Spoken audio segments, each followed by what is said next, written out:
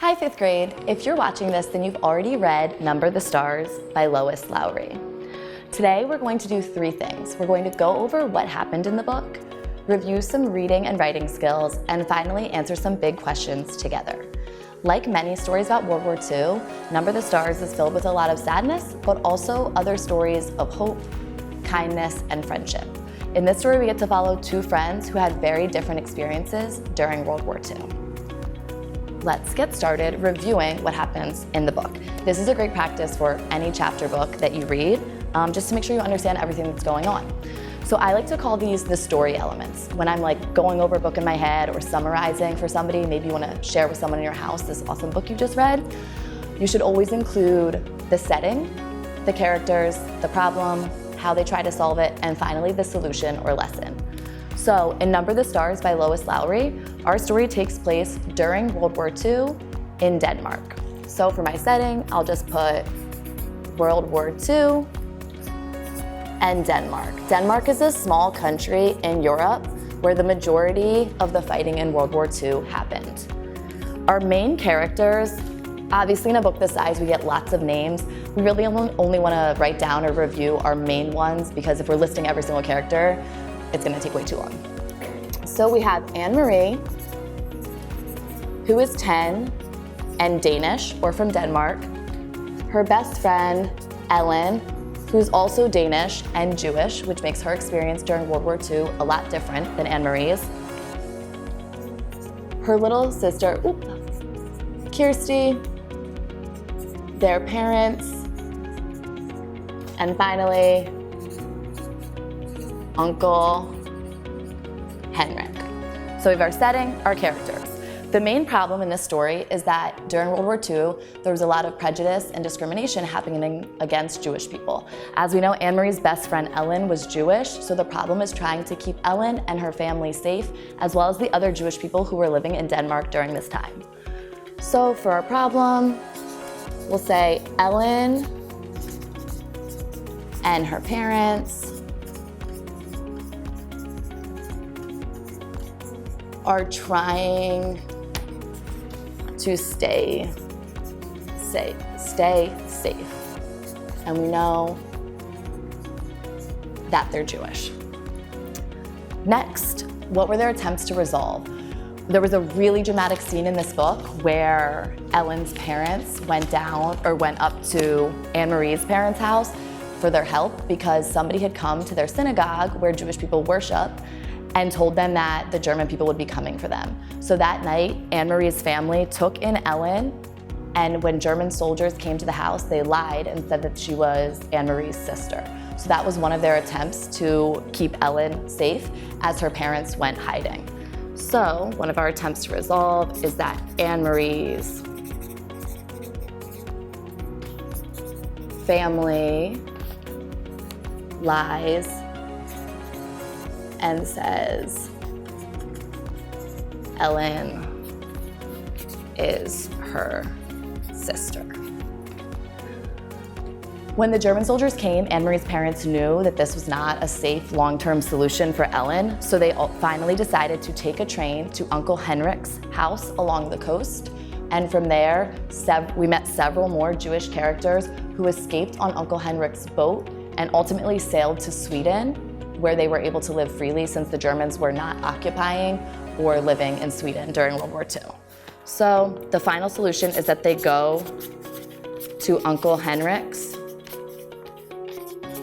and he sails Ellen's family to Sweden.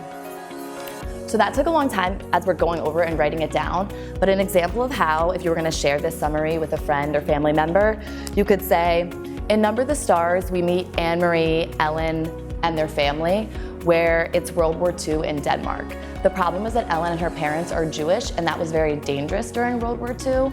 So Anne-Marie's family tried to help Ellen and Ellen's family, and finally they were able to use their Uncle Henrik and his boat to get them safely to Sweden.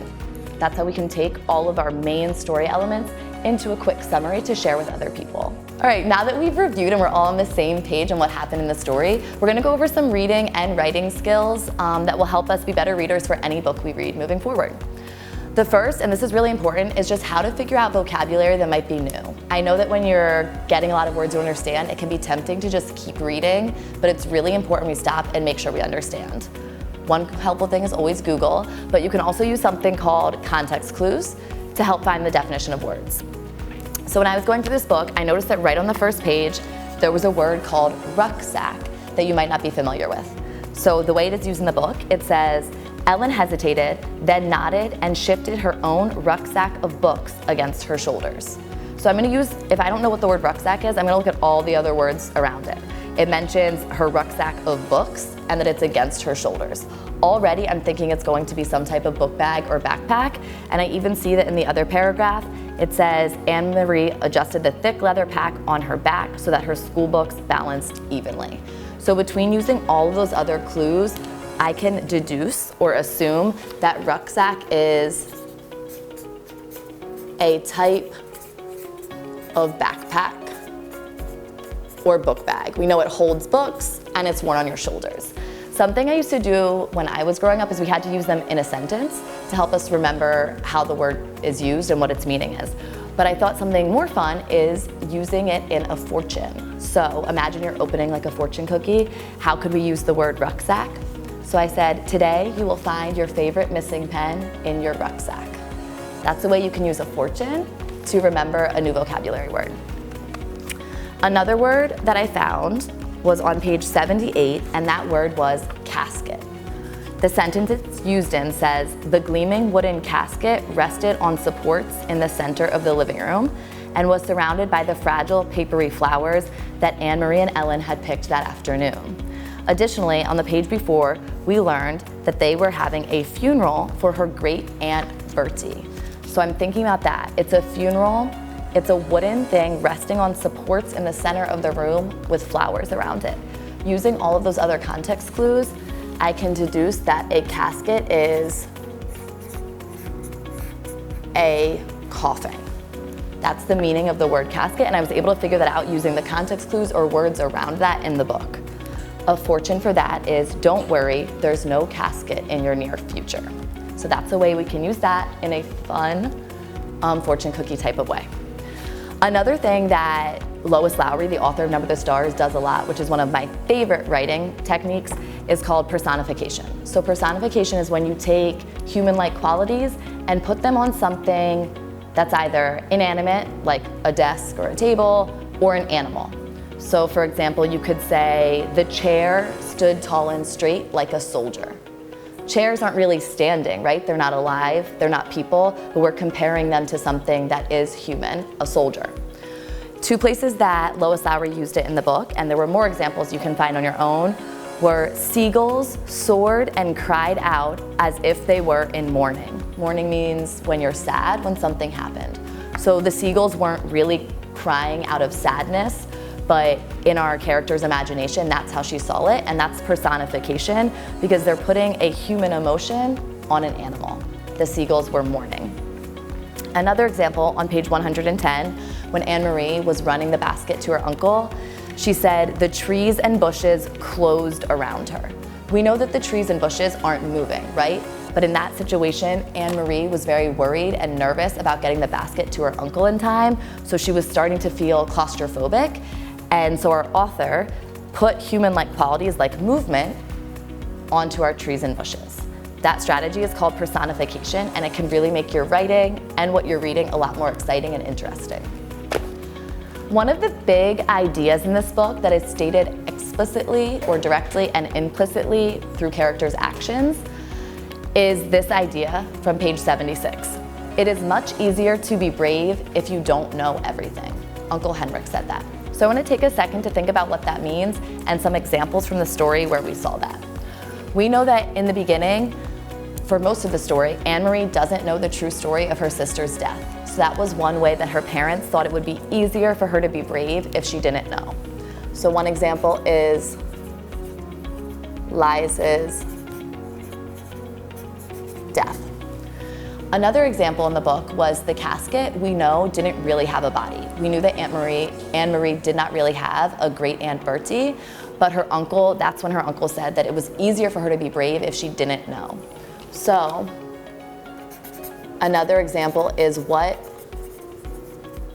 was in the casket. Finally, another example I was going to share, but I hope that you all think of some other examples from this book or maybe your own life or other books you've read, is that even as she was delivering the basket, Anne-Marie had no idea what was in the package.